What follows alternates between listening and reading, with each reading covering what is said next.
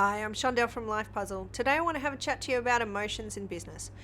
If you've been in business for a while, then you're probably thinking to yourself there's not really any place in business for emotions. And the challenge with that is that they're usually the staff that you have or the team of people or your colleagues or your clients, all of them are human beings. And guess what, guys? Human beings have emotions.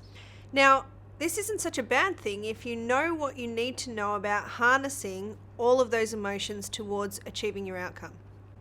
And specifically today I want to talk to you about negative emotions and the 5 things that you need to know about negative emotions. Now, number 1 is that all of your emotions are completely unconscious. So they're directed by the unconscious mind and they're part of the behaviors that we exhibit without really thinking moment to moment about that. And it comes with a whole filing cabinet of all of the experiences that you've had in your life.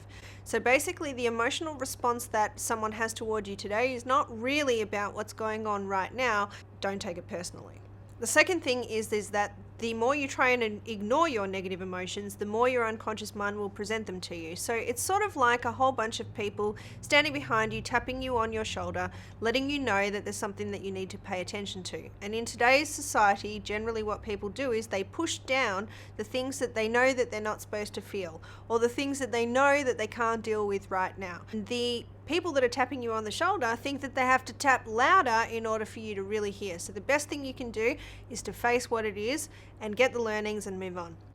The third thing is about actually getting the learnings. You see, your unconscious mind is kind of like a feedback mechanism.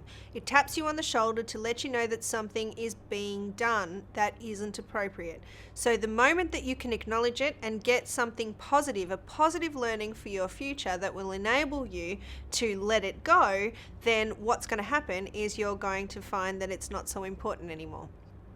Number 4 is that it's about boundaries, right? So the only way that unwarranted negative emotions can come back is if you're not enforcing the boundaries that you need to enforce in your life to ensure that nobody's stepping over them.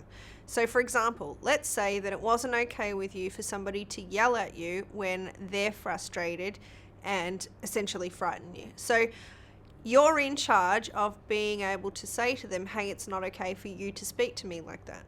Yet what really happens with a lot of people is they tend to blame others for how they feel, or you made me feel this way when you yelled at me. Okay, great. You didn't actually say that it was a problem for that person to yell at you. So it's really important that you enforce boundaries where necessary and that you start educating other people how you want to be treated, because if you never said anything, then how could they possibly know? And the 5th thing that I have to say about negative emotions is just the difference between a warranted negative emotion and an unwarranted negative emotion. Now, a warranted negative emotion would be if somebody came up to me on the street and smacked me across the face, then I'd probably have a warranted reason to be angry at them because it's a complete violation of my boundaries, because I'm totally against physical assault. So, as I'm sure you are.